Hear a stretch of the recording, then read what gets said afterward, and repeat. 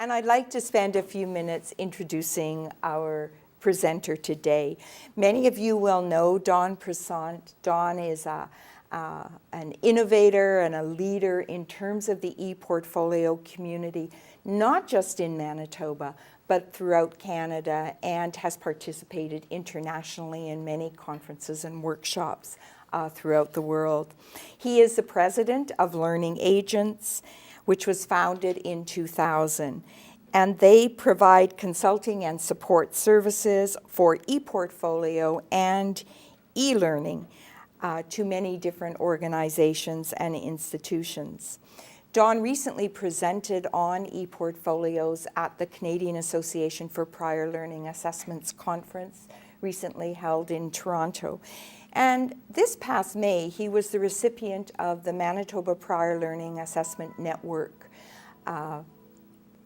Manitoba Prior Learning Assessment Network MPLANT Pearl Award.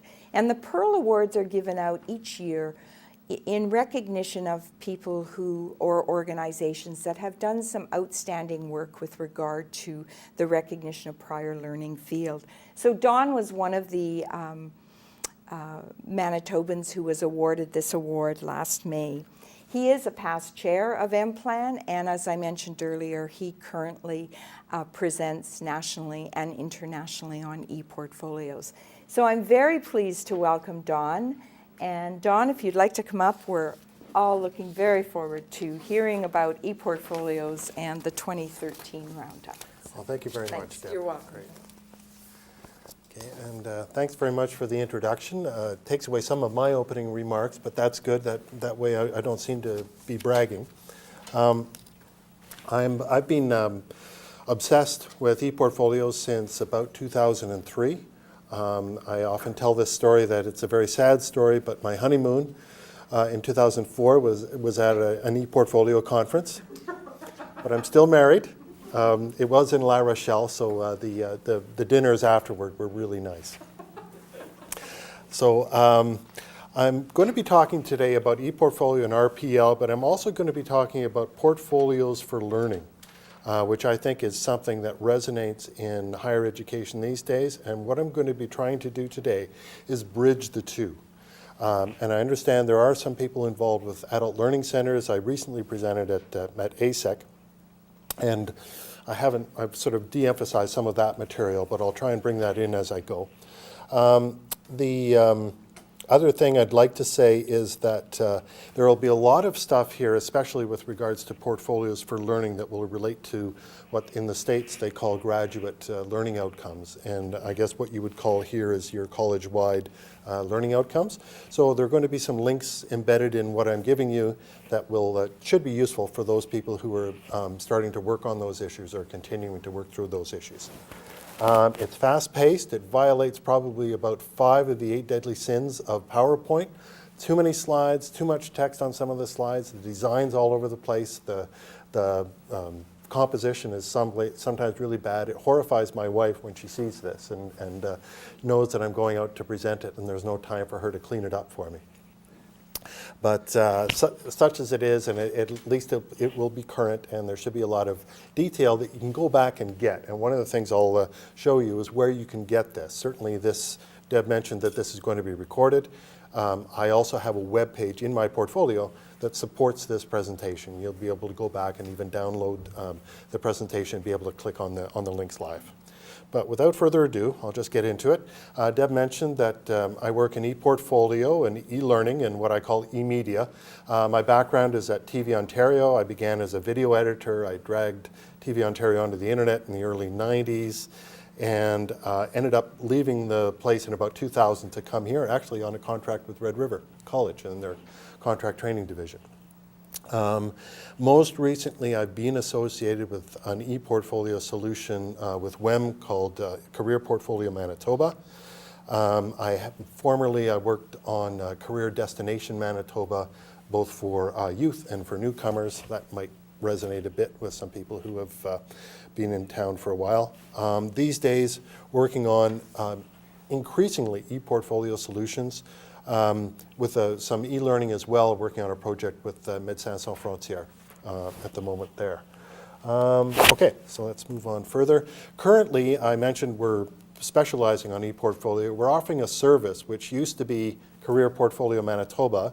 It's now a tenant in a potentially multi-tenanted system. So the idea here is to have a shared space for ePortfolios that will support an incremental phased approach to ePortfolio, where you might start with maybe just an awareness session, and then maybe a taster session, where you don't have to set up your own thing. It's a software as a service. And then you might set up, say, a proof of concept sandbox kind of thing. And then if you're increasingly confident, you might set up something for a course or even a program, and then decide whether this shared situation is good enough or whether you want a unique system that might be set up because you want so much customization and interoperability with some of the other information. It's probably too much information at the moment, so I'll move on. So I'm here to talk about a number of conferences. Most of these I actually was at. EPIC, the ePortfolio and Identity Conference in London. There's a large conference in Boston every year. There's a particular one with a platform that Savifolio is on that takes place in the UK every year, this year in Birmingham. The Canberra one I really just lurked at online after the fact, and I'm bringing back some of the content from that for you. But some interesting things there. And then Canada, things that are happening in Canada, and what I've done is I've taken the CAPLA conferences and I've inserted a bit of stuff about ePortfolios that took place at the CAPLA conference for you here. And then talking about some open badges. Anybody heard of open badges? Okay, good. So there'll be more about open badges than you maybe care to hear, because I think they're the coming thing. Micro-credentials, hold that phrase in your mind. So why are we talking about ePortfolios? Well, it's because the web is not a shopping mall. The web is some place where you build your identity, whether you like it or not, and you have these accidental identities based on what you do. Sometimes it's what you buy, sometimes it's what you say, and what you think you might be saying to a friend that might be more public, etc. Sometimes it's really quite deliberately public, and you end up building up an authentic profile for yourself. So basically, it's a place that's truly interactive, in that we are changing the internet as we interact with it. And that plays out in certain ways, so that old ways of educating can turn into new ways of personalized learning. Okay, where you, in this case, they're talking about nursing education, and they're actually using just YouTube and Facebook to develop professional identities, authentic professional identities online. Okay, I'm not sure I recommend this approach, but I think it's great, and I love the diagram. This is in Ontario.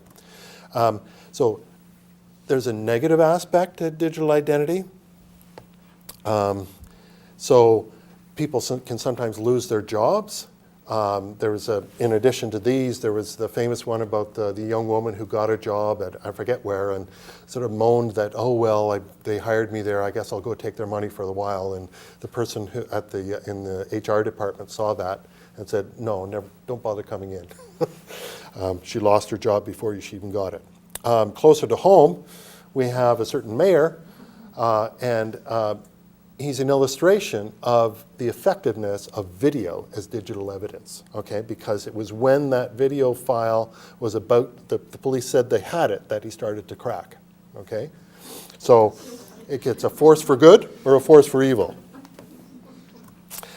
So basically, digital dirt, you can think of it as digital identity. And if you have too much digital dirt, the way to get rid of it is to flush out the dirt with clean digital identity, where you're actually being professional and you're pushing that embarrassing stuff to the second page of the Google search results, at least, if not further.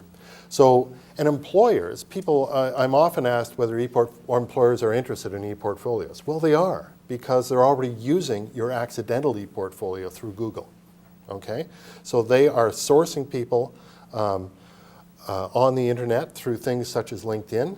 They are Googling their candidates either before or after the interview. You're on there, you're out there, and you might as well be thinking about grooming that, that identity. So just a recent stat for LinkedIn, I used to say 7 million, now it's 8.7 million Canadians are on LinkedIn. That's a pretty high proportion, 25.82% actually. So what are ePortfolios? And this is a definition I've actually pulled from the CAPLA pre-conference presentation about ePortfolios for learning, put on by Able, and I'll be talking about them in more detail. So basically they document, there's reflection involved, there's integration. Some of that reflection is to link together things from different parts of your life or different programs that you've been in, and it's typically mapped to goals and standards, and people often use the phrase targeted evidence file, targeted portfolio, and it promotes deep learning and knowledge transfer, and that's the big part of portfolios for learning. There's a lot of excitement in the States, and there's a stat I'll show you later on. Over half of undergraduates in the US will touch an ePortfolio in their undergraduate career. So I'll just start now and play you a video, and that will hopefully set things up.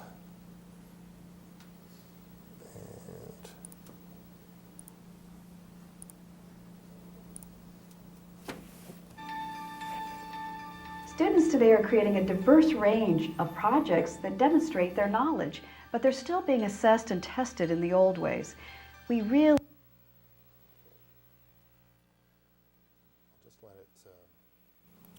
What I'll do is I'll just let it buffer a bit while we talk about that, and just I'll talk to the next slide while it's buffering, and just say that what I'm going to be talking about is how portfolios are both for learning and of learning, and they're about the process and they're about the result, they're about the product, okay? And a lot of the value is actually in the process. So there's a lot of the focus, the initial focus for people is in the product, but a lot of the value is in the process. And that's why there's so much excitement about portfolios, especially in higher education in the United States right now. We'll see how we're doing here. This might work. We needed an alternative, and ePortfolios have provided a comprehensive evidence-based way to assess their learning.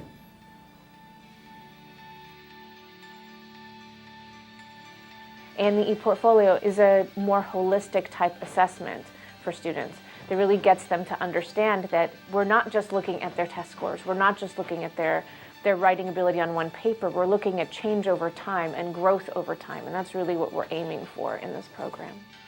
It was really great to have this medium to visually represent my body of work. I really am expressive, I like utilizing that creative outlet, so I thought that using this website, this ePortfolio, it provided me with a canvas to really kind of paint my story. I think one of the nice things about ePortfolio is that it's not stagnant. It's always growing and always progressing along with whatever you're doing, and it can always be changed and modified to fit what it is you're looking for in your life.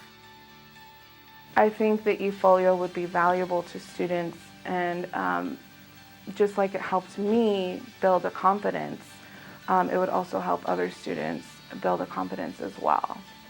It allows them to see their own growth, and I've had students comment, wow, my paper when I wrote it in the very first course was terrible, and now I see that I've changed, I see that I'm improving, I see that my level of skill is going up, and I think that for students is a really powerful indicator of authentic learning. So just to say that I'm going to make my reference to adult learning centers. I'll play a little bit more after it's buffered, but in adult learning centers, in schools, in high schools, K to 12, typically the entry point for portfolios when they're not related to careers and they're not related to post-secondary transition is through ELA, and using the portfolio to express yourself in multiple modes, and there are a number of ways to relate it to outcomes in ELA. Sorry, English Language Arts, for those who don't know that, TLA. Okay, 3-letter acronym. I knew I wanted to be a part of public health, but I did not know exactly what I wanted to do. So it helped me think and really organize my thoughts. This is what I want to be, this is what I want to do, and it just really helped me just decide what I wanted to do in the future. Students are taking courses all over the university, not just environmental studies, but geography, social science, biology, chemistry, and the eFolio is a way for them to bring that information together in one piece and sort of then reflect on it and say, what are the linkages here? The eFolio really forces them, in a way, to kind of do that reflection. But we find that for a lot of our students, they find it extremely helpful. And it helps them think about the value of their education, the value of an interdisciplinary education, and then how they will actually graduate with a whole bunch of skills that they can then apply to whatever career that they chose. We have them build their professional philosophy page. By the end, I think that's one of the strongest pieces of the students' ePortfolio is who they want to be professionally. So that's been a really great outcome. So for me, creating an ePortfolio was like taking the next step to becoming a Network was behaving so well earlier on. I'll just mention a couple of other things. They were talking about your professional identity in the health professions. There's a book because it helped me. Just let it buffer a little more. One of the things about ePortfolios, and especially ePortfolios over time, is they don't exist in a single window. Your ePortfolio, you can think of it as part of your digital identity. It's the most obvious part of your digital identity if you put that together.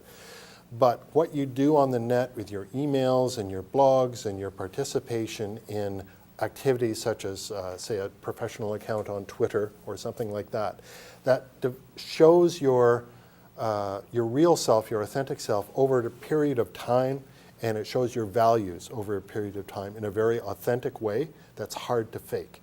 Okay, so if you're trying to pretend to be something else, it's not going to work for you over the long term. It can work on a piece of paper if that's all you're giving to somebody, but your digital identity is through time, and it's discernible to people, and they can poke at it and figure out whether you are really adding up to what you say you are.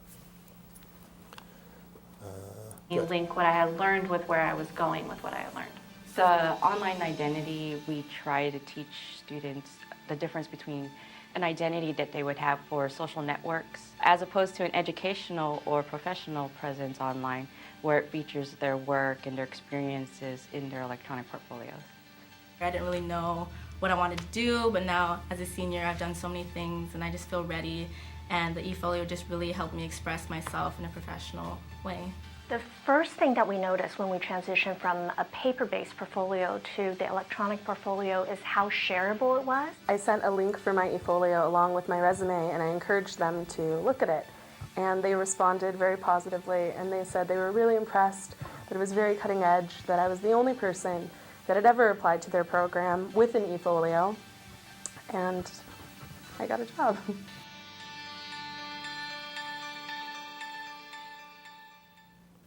Okay, and San Francisco State is just one example of a number of institutions that are moving in that direction now. So I'll just pop back here.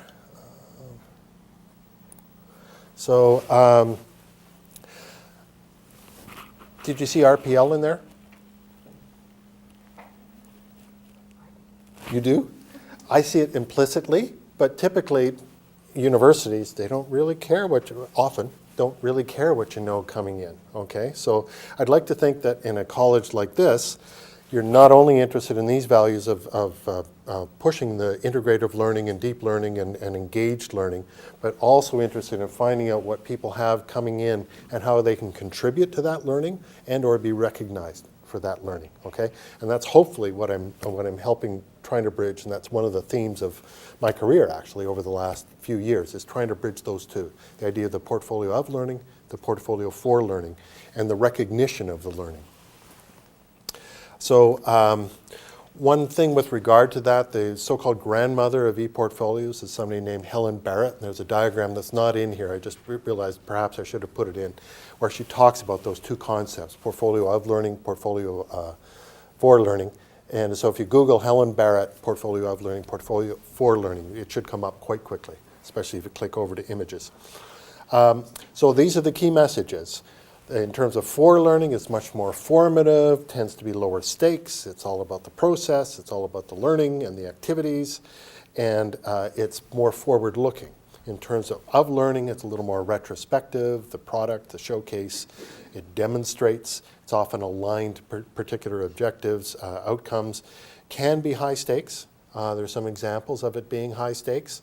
There are a number of ways of assessing learning outcomes, and Portfolio is one of them. It's very targeted. So, with all that in mind, let's just look at some of these conferences that have been taking place. EPIC actually began in 2003, so it's been around for, I guess that makes it 11 years, if I'm counting right. I mentioned I was at the one in 2004 in La Rochelle. The most recent proceedings are not up here right now, but if you go to epforum.eu, you'll see some of the proceedings from previous years. Here's some tweets from last year in a particular format called Storify. The themes there, Marcel Proust. Actually, it was a keynote by Alan Davis, the president of Kwantlen Polytechnic University in BC.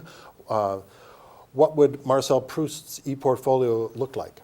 So he was basically explored that a little bit, and I won't go into that here, but it was worthwhile. This was based on a presentation he made about ePortfolios at the RPL Summit in BC.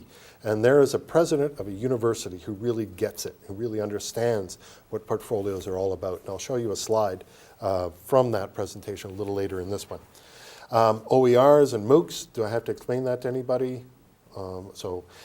Basically, what's the interchange between ePortfolios and open education resources and MOOCs? Employability, a big theme, has been every year. Professional development, a lot of regulatory bodies are using ePortfolios, especially for continuing professional development. Not so much for registration, but that's starting to happen as well. And then learning analytics is coming along, as you might expect, and there's some pros and cons to that. And then badges, or credentials. So this is a slide from a person at Nottingham University called Kirsty Coolin, how to organize an unruly MOOC. An ePortfolio is one way to do that. Trent Batson, this is the head of a large American organization of universities involved in ePortfolio called ABLE, and I'll talk about that more later. But he's basically saying portfolios are a way for the learner to control their learning. Say they're in multiple MOOCs. How do you control that learning? And this is what Kirsty used her ePortfolio for. It was essentially to organize herself and have essentially a public-private way of participating. That's one thing people don't often realize about ePortfolios, is that most of them are private, and then there's a part, the tip of the iceberg, if I may be permitted, that is public. That's the showcase part, the stuff that's ready to show.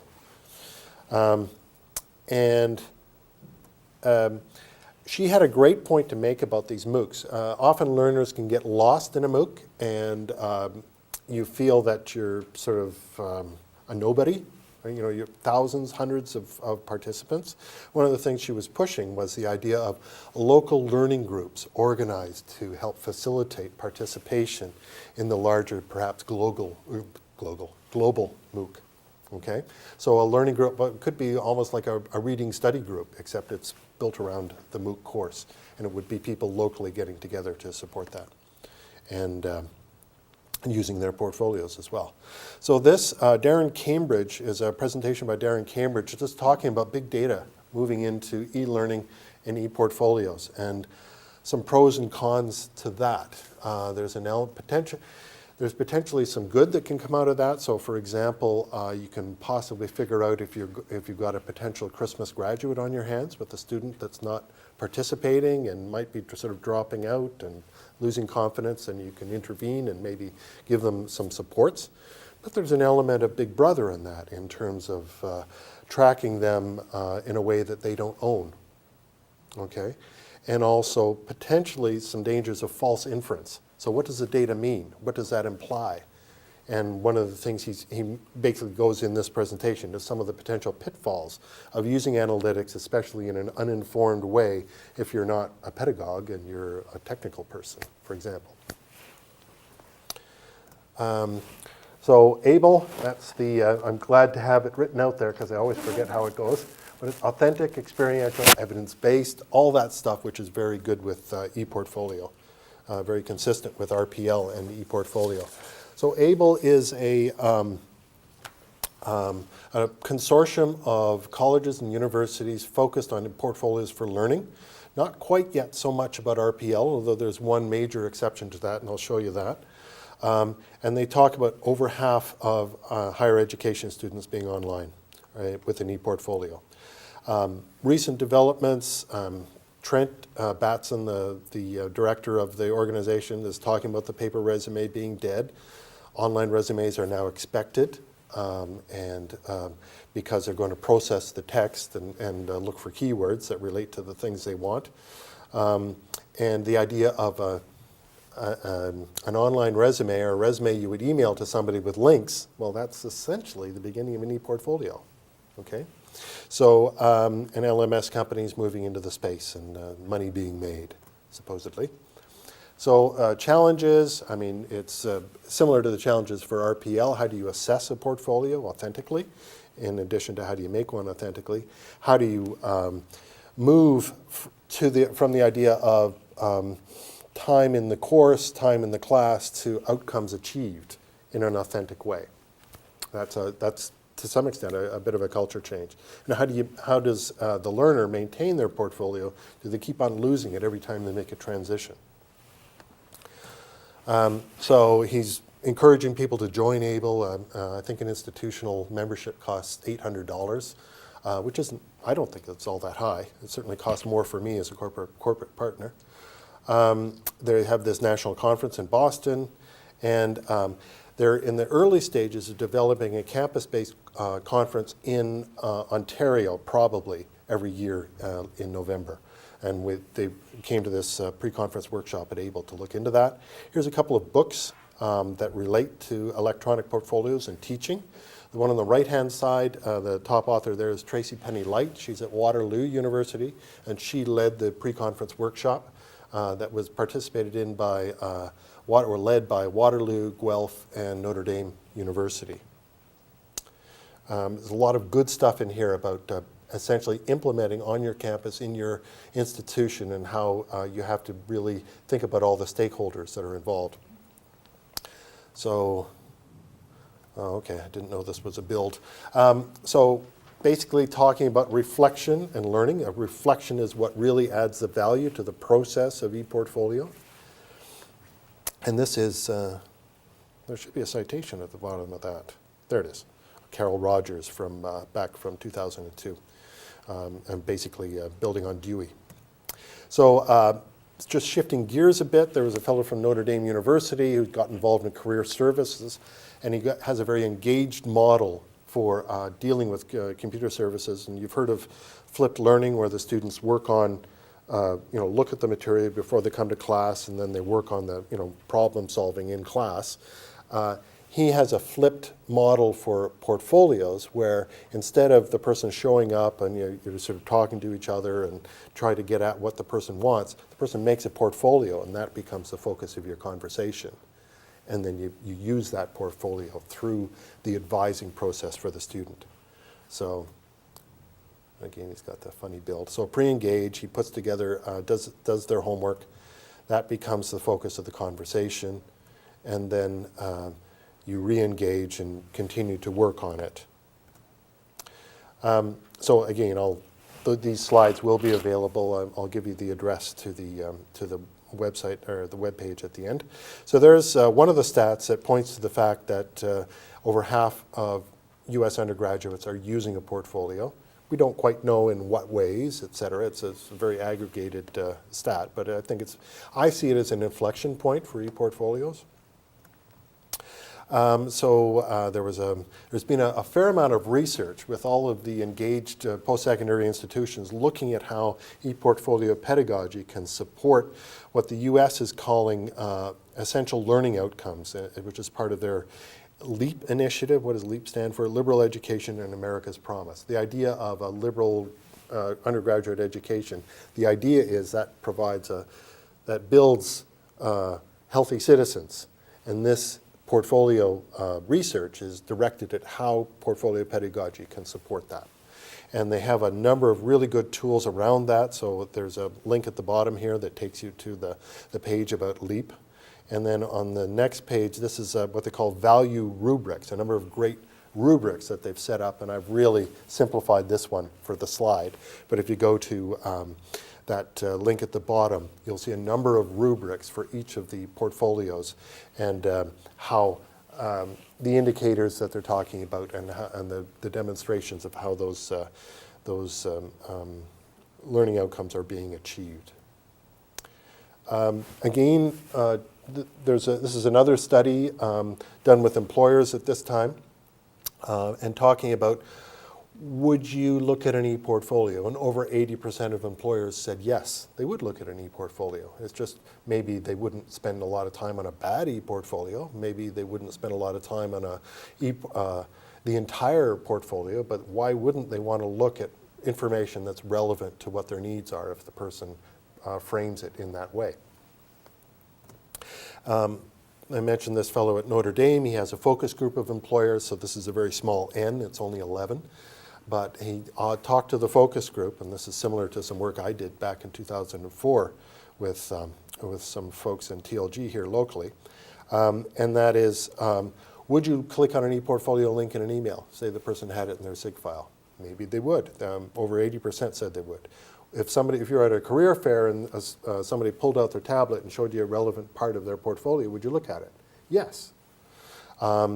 Would you click on it in a resume? It certainly doesn't hurt to put the link there. And would you look at it in an interview? A fewer, because sometimes interviews are that sort of regimented, just got to ask these questions kind of thing. But the sense I'm picking up from this is that the closer it gets to the hiring manager, the more they would be prepared to look at the portfolio. And then SIG file or cover letter, I've mentioned that. So I mentioned that there's a little bit of RPL in ABLE, and this represents the little bit of RPL. It's actually quite significant. Nan Travers at Empire State College at the State University of New York, I think she pulled over 100 frameworks for post-secondary level learning and basically has pulled them together into this model that's going to be published next year. And there's a link there. This is to a somewhat older presentation that she has, but she was presenting about that again today. And unfortunately, not today, at CAPLA. And unfortunately, I was in a parallel presentation that I had to deliver, and I wasn't able to see it. So I don't know exactly the updates on that. But I think it's really significant work. And the idea here is, can you come up with outcomes that all universities can at least look at and say, well, 80% of that is pretty close to what we're about, and then have ways to promote educational mobility that go beyond what we have now. There's an international journal of ePortfolio that I think of as part of the extended ecosystem for ABLE, and it's double-blind research, et cetera, coming out.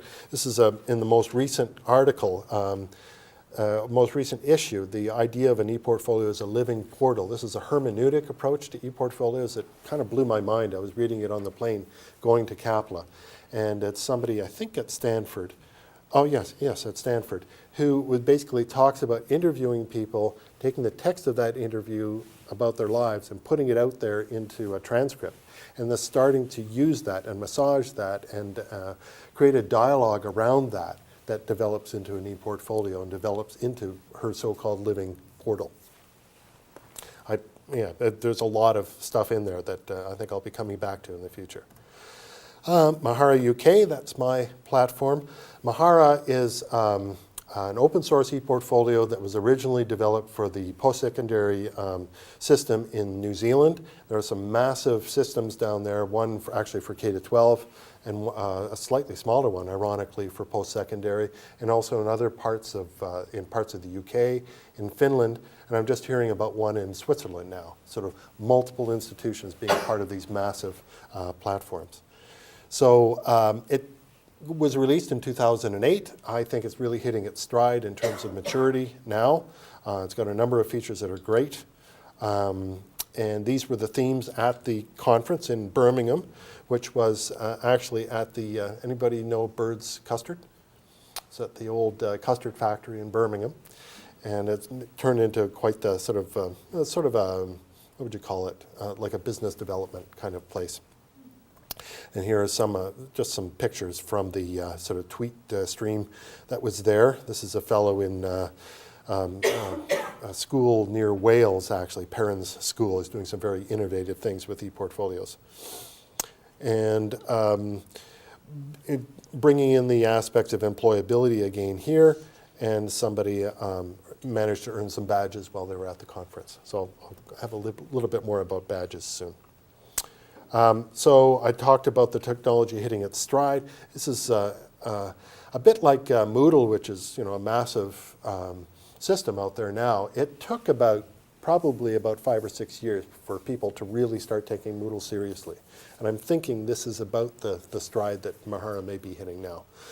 This current version, it's just got so many capabilities here that I won't go into in great detail here. These are some of the large systems. I presented about these at that conference in Birmingham as I was doing my research for Savvyfolio. Australia, this is one I was lurking at. The two big ePortfolio systems down there are Mahara and this other one called PebblePad, which is a very good system actually, developed at Wolverhampton University, and now quite popular in the UK and in Australia, less so in the US so far. So themes of learner-driven pathways, digital identity coming back, career development, employability, and what they call field education, which I take to mean practicums. So here they have a particular course which is, I think it's business for sports-related business or something, and basically it's a portfolio intended to support that, and this is a rubric around that, so somebody supporting the West Perth Football Club, and that again has a link to, I think it's a slide share around this. Employability, what are employers looking for? Well, they're not really always looking for the technical skills, or really they'll just take the technical skills as a given. It's more, is this person a problem solver? Is this person somebody who can work with others? Is this person a self-starter? Is this person going to be able to hit the ground running? And ways you can have to demonstrate that are going to help. This is another stat from a university, I think in Hong Kong, talking about what employers are looking for and why they might want to look at an ePortfolio. So what's good about ePortfolios, and especially ePortfolios that I'm most interested in, is they can deal with the messy stuff. They can help integrate the stuff that doesn't fit into little tick boxes. Okay, and it's that integrative nature of it, that glue, that recursive remixing of the outcomes and the knowledge that supports those outcomes. That's what ePortfolios are good at. Open badges, I mentioned, they're talking about open credentials. Do we have any educational technologists in the room? I won't spend a lot of time on this one then. And I'll just move on to Canada. I mentioned RPL. Athabasca University has shown the way to use ePortfolios for RPL. They've moved from paper to electronic within the space of about a year. It's almost 100% electronic now, for a very simple reason, is you don't have to mail those binders anymore back and forth. So they're doing a very simple model here, but it's effective for them. It works quite well for them. Essentially, they're migrating the binder model to an online delivery. In Alberta, they're now talking about graduate outcomes for high schools, and they have this so-called inspiring education framework, and they're using portfolios. Portfolios are implicit in that as a way to demonstrate those outcomes. So inspiring education. And I should have a link on that, and I don't. So this is an example. It's a template or an example of how a student might use their ePortfolio to support, in this case, global education, global awareness. So regulators and ePortfolios.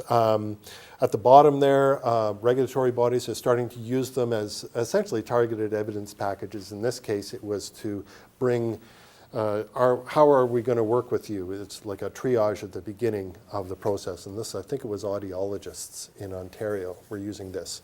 And Paper-Free, one of the e-learning, ePortfolio companies that was presenting or, yeah, had a keynote at CAPLA, is the company that's supporting this. And then a very interesting article written in the International Journal of Migration by Sylvia Albert and a team of others, originally at Laurentian University, now actually come to University of Winnipeg, basically talking about ePortfolios as a platform for internationally educated professionals to prepare for assessment, to prepare for qualification. So it's, again, it's that learning idea. And her thesis is that 80% of what the regulatory bodies want is the same. It's only that final 20% where there's a lot of differentiation, because they're after soft skills, they're after language skills, and a whole number of things. And so it's a false division, a false siloification, and there should be a generic way of moving everybody to a certain point and then differentiating after there. It's a very interesting article. So ePortfolios for immigrants. See how I'm doing here. 10 more. Okay, great. So I need to pick it up a little bit. This is one I participated in. It's an immigrant service society that service agency that I supported in Vancouver, moving to Mahara ePortfolios. We presented about it. And basically what they're using it for is not only English language, but also employment, and they're basically lumping them together. And a lot of the English learning is authentic English learning about employment. So it's the idea of building and demonstrating your skills. And here are some of the pages that they developed from this. Here's a close-up of a page, and here are some of they're just poking out some of the elements of it. So I worked with them, we did an awareness thing, and then we did sort of a hands-on, and then they just ran with it. It's just amazing what they've done with this. I need to pick up my own game after looking at what they've done. So, open badges, I mentioned, micro-credentials, you can think of them for adults. So I already asked how many people have heard of open badges. So basically, you can think of it as a way of setting up learner pathways and a way of bringing in people who might not be recognized currently effectively in other ways, and engaging them in the learning process from where they're starting. There's a whole sort of set of technologies supporting this, and since we don't have educational technologists, I won't go into great detail. But this is for entry-level employment into the workforce in the States, and this was a project that was funded by the MacArthur Foundation. Open badges were developed by the Mozilla Foundation. That's the foundation part of the company that brings you the browser and Thunderbird email. And they have the support, and they had about $2 million to hand out to people, and I think they were funded themselves for at least $1 million to develop the infrastructure. And employers are already coming on and saying, we like this. This is one, the idea of skills transfer for people who've been in the forces. That's another project. And then we have, this is just an element of the infrastructure. I don't think we have time to play it. So I am going to, I'm sorry, I'll just show you my open badges. There's a video that comes after this that I won't have time to play. So mostly right now, there's still, did you come to the conference? Did you do something at the conference? Here's your way of displaying that. So the ABLE conference that I talked about in Boston, I was issued a couple of badges. And if you click on those badges, there's metadata inside, and it tells you what you did to earn that badge. So it's very transparent, and you can link back to the issuer organization, their website. So it's not totally bulletproof, but it's kind of hard to fake in terms of what you say you can do and what support you have for what you say you can do. The criteria are there. So I'll just switch back here. Deb's going to recognize the iceberg.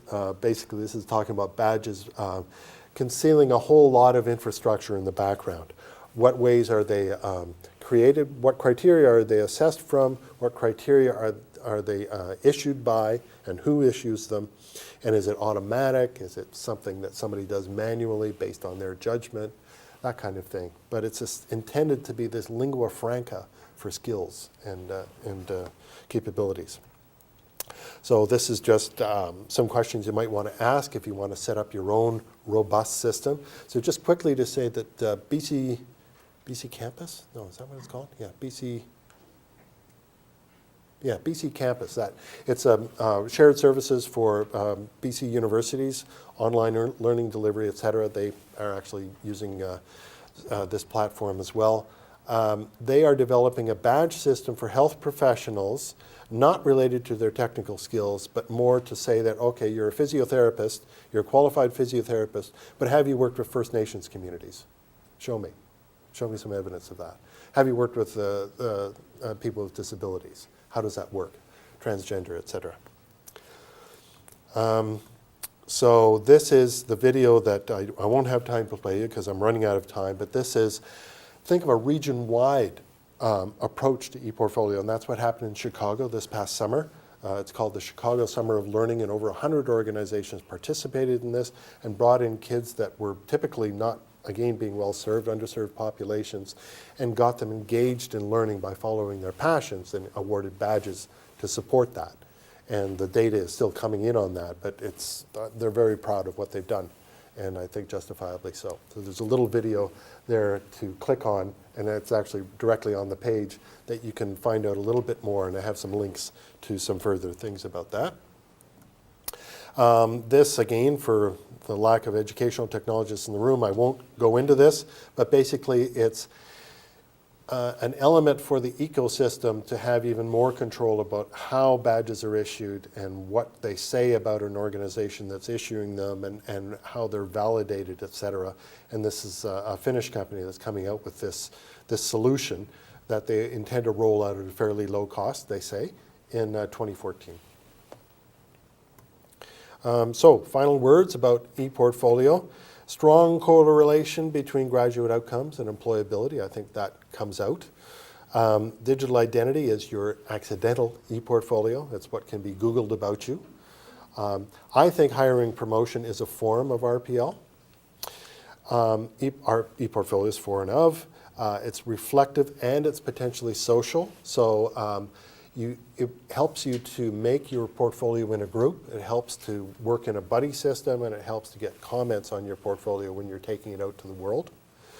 And it's a way to organize your learning. In a sense, it's like a personal learning environment, and some people just call ePortfolios personal learning environments.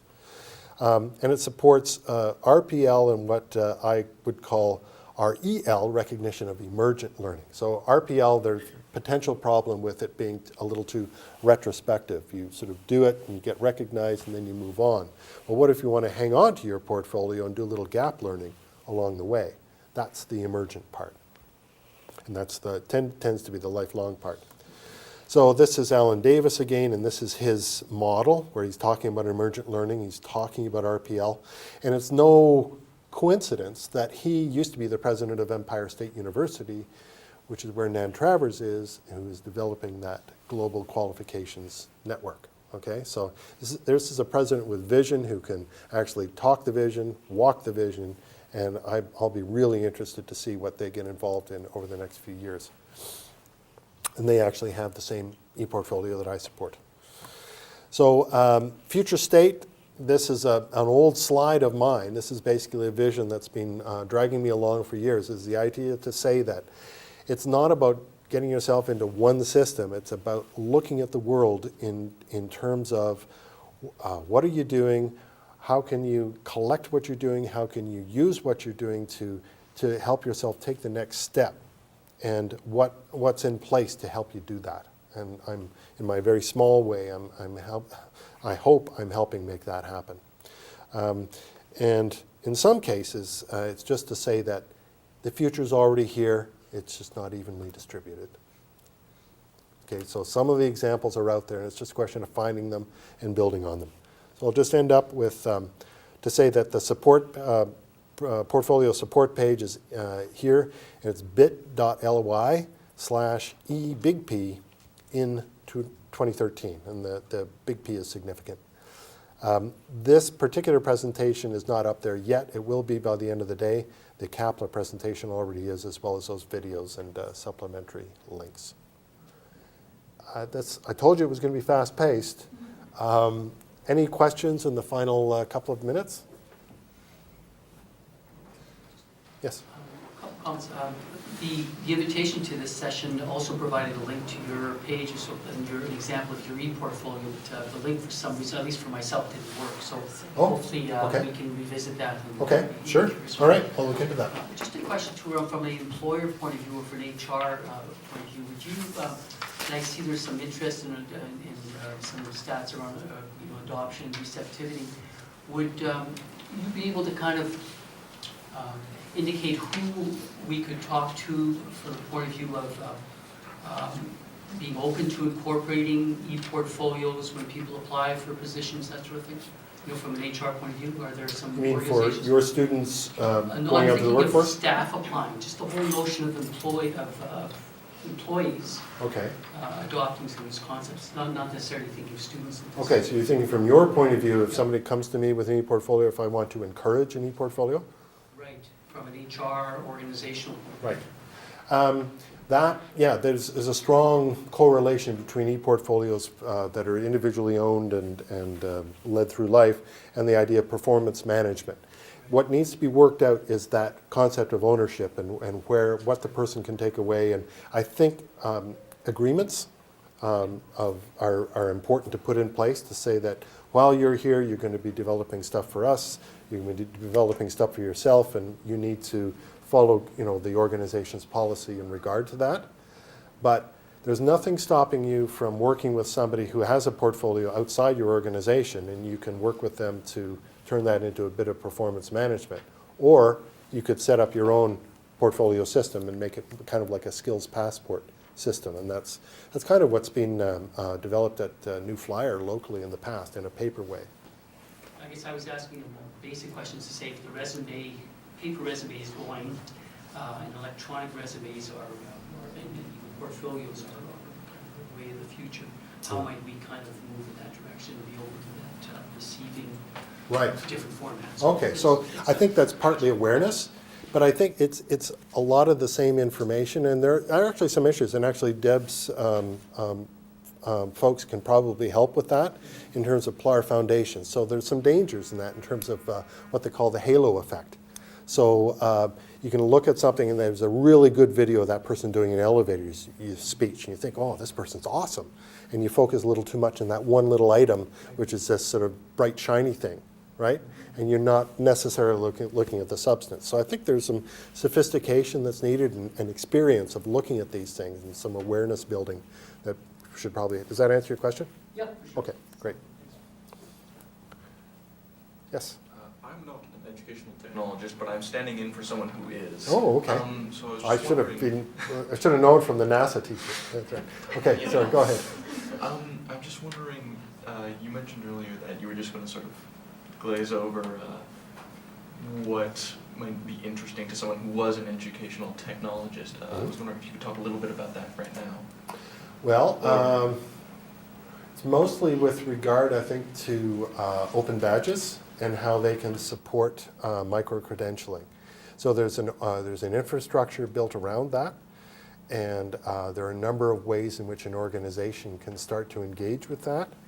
And technology-wise, it's actually not incredibly difficult, but if you start bringing in things such as XAPI, what used to be called Tin Can, LTI, and open badges, you start getting this mix of things where activities can translate into badges, can add up to competencies. That's it in a nutshell, essentially.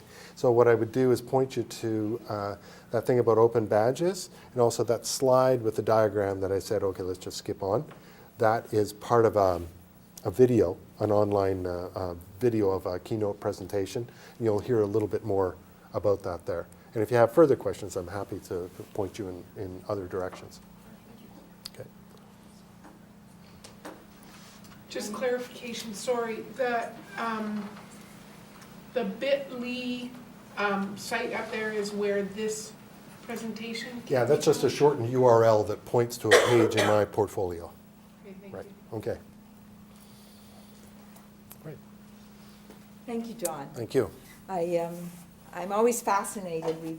I've heard Don speak a number of times about this, and I'm always fascinated at how much I've either forgotten or how much more has happened since, I heard you speak about it, I guess probably about a year and a half ago.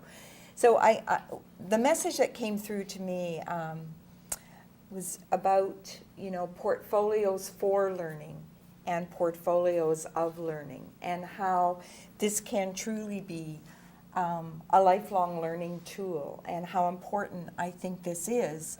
We've talked about the importance of paper-based portfolios for many years as part of recognizing learning, but how important this type of initiative is for educators, as well as our own personal well-being and lifelong learning around being able to develop our portfolios. So thank you. That was a very fast-paced tour, but it was excellent. I learned a lot, and I'm sure if there are any questions, we'd be more than pleased to feed those to Don, or you can contact him directly, and hopefully have Don back for perhaps a more just a discussion about some of the ways that we might be able to move forward on this within our own organization. So thanks very much, Great. Don. Thank you. Much appreciated. And thank you to all of you for being here for RPL at Noon, and to all those online. Our next RPL at Noon is actually December 12th. And we look forward to seeing you or having you tune in to that RPL at noon. And you'll be getting information about that through All Staff Noon. So thanks very much, and have a great day. Great.